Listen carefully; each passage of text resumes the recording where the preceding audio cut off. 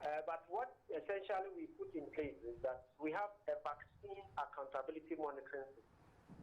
Of course, we are technical people, we are not detectives. So we count on the integrity of our men and women, of course, in the large, overwhelming majority.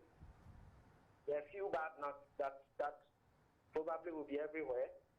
But again, as I said, it's early days yet. We are not too sure whether this is actually true or not in terms of whether they will be found guilty. And so the accountability system is such that at the national level, we push vaccines to the regional level. And once we do that, it is a form of decentralization. The regional directors are in charge after we moved it from the national. So before it leaves the national, of course, we need to do our documentation, the vaccine arrival report right from the airport to the time we take stock in the cold room. We document in our ledger, and if we are taking them out, we also document how many are going where. And when we send them to the cold rooms in the region, they also have a system to record how many have come in terms of updating their ledger. And from there, it is a pool system. We push from the national, and the district pool from the regional level.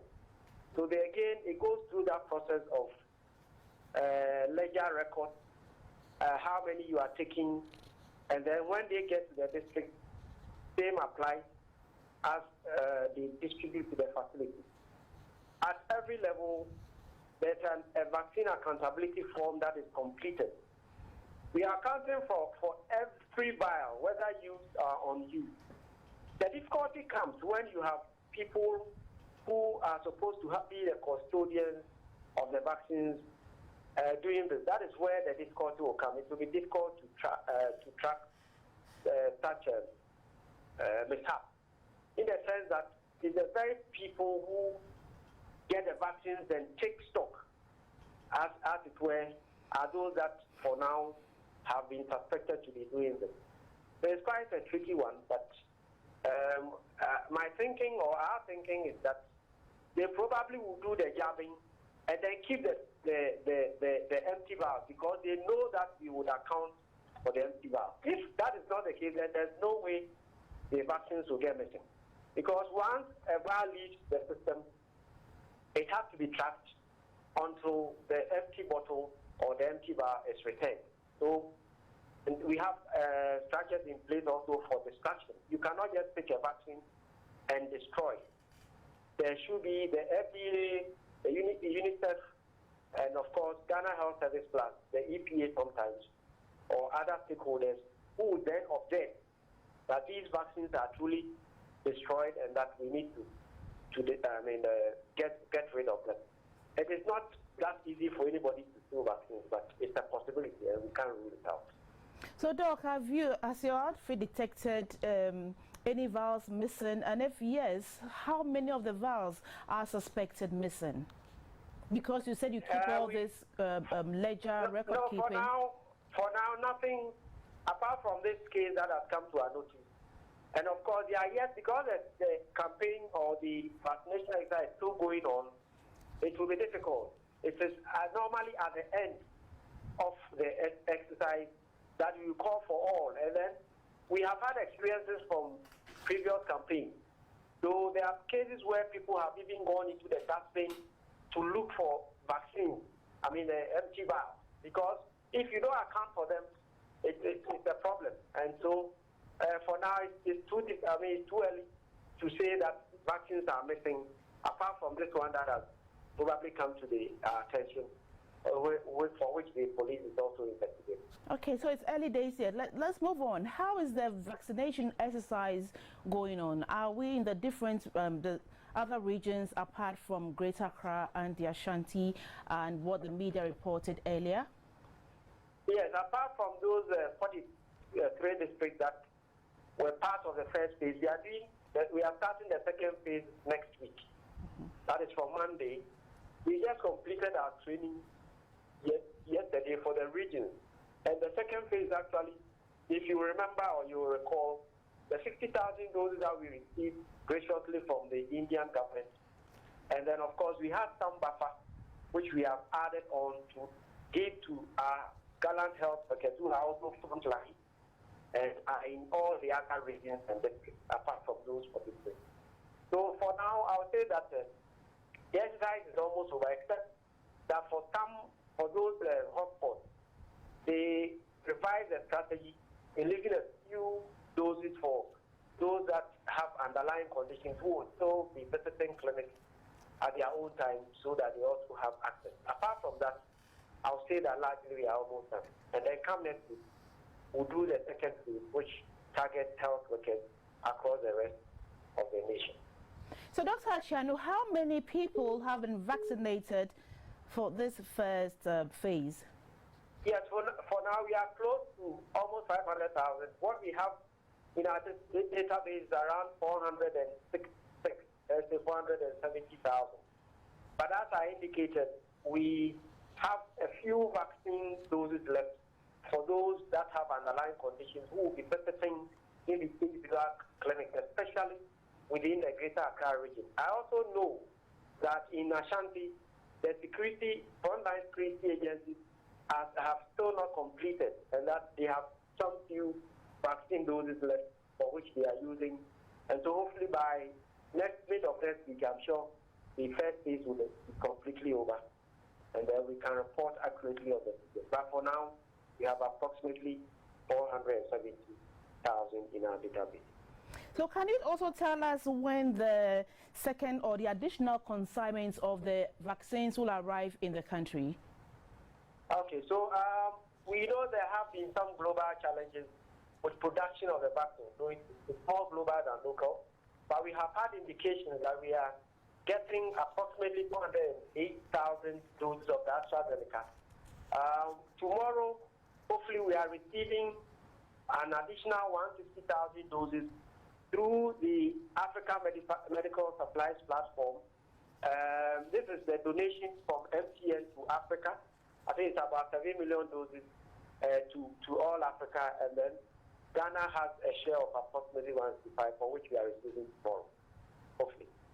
Okay, Doc, there are other vaccines that the Ministry and the Ministry of Health and Ministry of Finance are working on, because we are not boxing ourselves in just one.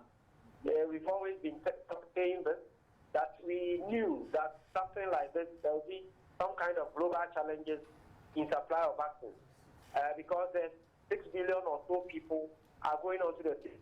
So we have also looked at Sputnik V, which FDA has, if you remember, on the 9th of February or so, also gave authorization. And so we are looking at Sputnik, and I know the Ministry of Health and the Ministry of Finance are working on this. All right, Doc, we had reports from Pakistan that the Prime Minister has contracted the virus or has tested positive to COVID-19 just 2 days after receiving the jab. Is this possible? And would you call for maybe a test before one gets vaccinated? Can you come again, please? I didn't hear the first part. Well, I was saying the second part was about whether one needs a test. Exactly. I was saying that there are reports from Pakistan that the Prime Minister has gotten the virus or contracted the virus or has tested positive to COVID-19 just 2 days after he received his vaccination. And I'm saying that, is this possible? And that's why I added a sequel, whether it is necessary for one to take a test before receiving the vaccination. I think you are mixing two things. First of all, you don't need a test to get vaccinated. You don't need a test to prove that you have COVID or not. Because whether you have COVID or not, you can't be vaccinated, and you should be. Because the studies that have been done would have shown that for those that have had an infection, one dose also improves their immunity. And therefore, even if you test that the person is positive, you would vaccinate anyway. That is why you don't need to test anybody. Secondly, for somebody like that, if he had COVID, proven COVID positive after 2 days after the vaccination, then it presupposes that he was probably incubating. Remember, the incubation period, that's the time from infection 2 to 14 days. So rarely would you have somebody testing positive 2 days after vaccine. What it means is that then a person had already contracted and is incubated. I don't know whether you are aware of a publication from Israel that also suggests that approximately 0.5% of people who reported so-called adverse events following immunization in terms of fever were actually COVID. What it means is that you could be incubating and get vaccinated. You may have signs and symptoms of the disease, and you may think that it is following vaccination, therefore it was the vaccine that caused. I don't know if you also chance of that. Yeah, so that was why I asked the question whether we must also tend to at least having the test before vaccinating people, because if those people are incubating and they didn't know and think that they've gotten vaccinated, so everything is okay with them, then later on or 2-3 days later they report there's a report that they've tested positive. Will this vaccination go waste? What happens? We want to have a fair idea what happens in such instances. So what happens is that nothing much happens if you are incubating and you get vaccinated. Remember, many people are asymptomatic; they don't even do anything at all. And what studies have shown is that if you have previously been infected, the immune system is boosted more. And so, apart from those who probably would be incubating and showing signs a few days after vaccination, it is likely that once you contract the infection and you are not even incubating, infection is different from incubation. Infection is when you get the germ. When you get a germ, it does not mean that the germ will cause a multiply and then cause any. What it means is that once you get vaccinated, you are likely to improve your immune system more. Remember, people can be reinfected, and so you may not even get reinfected at all. Okay, finally, as the second phase of the vaccination takes place on Monday, what is advised to the public, and who are those to benefit from the second phase of this vaccination exercise? Yes, I did mention that the second phase of the exercise is meant for frontline health workers across the rest of the nation, apart from those who were passed, that is the 43 districts. What I want to leave with the general public is that the vaccines are safe. We are monitoring every bit of it. The FDA is supporting, they are leading the monitoring of the adverse events. And so safety is definitely assured, and that when it gets to the turn, it should graciously go for the vaccine, because if we want to get back to our old ways of living, I tell you that it is a vaccine that is going to help us. Thank you.